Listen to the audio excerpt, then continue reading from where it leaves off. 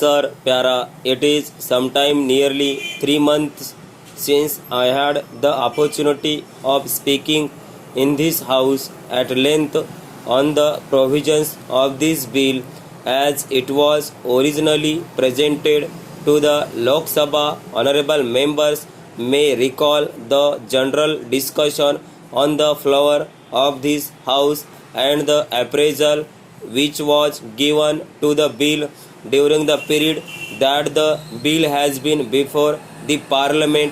It has been subjected to a wide variety of comments by individuals and institutions representing various shades of opinion. These have all been taken into consideration, and after due deliberation, certain amendments were proposed by the government.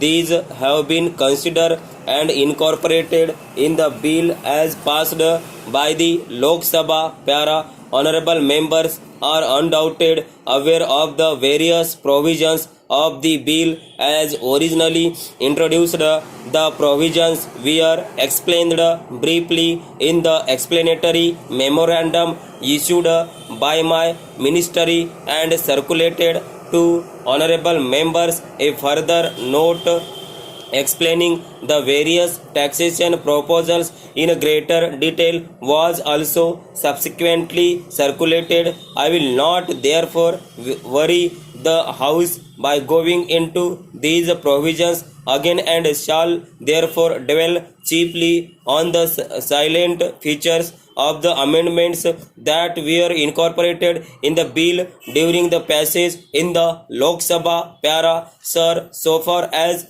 personal taxation is concerned, the main emphasis of the critics has been against the lowering of the exemptions limit on personal income tax and the reduction of the income tax burden on the higher slabs of income. On these points, I have been at pains for explain the objectives of our taxation policy. Para, I had mentioned in my budget speech that the main reason for reduction in the existing rates at the higher levels of income was that in practice very high rates of direct taxation at the top brackets of income tend to crowd the tax base and encourage tax evasion. It is no doubt true that the maximum rate of income tax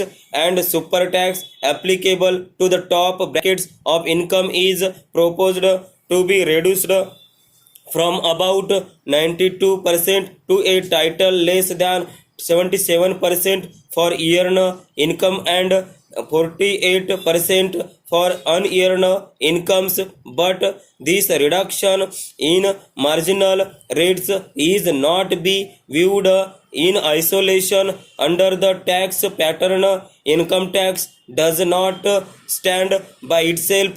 It is supplemented by the wealth tax and the expenditure tax. Stop.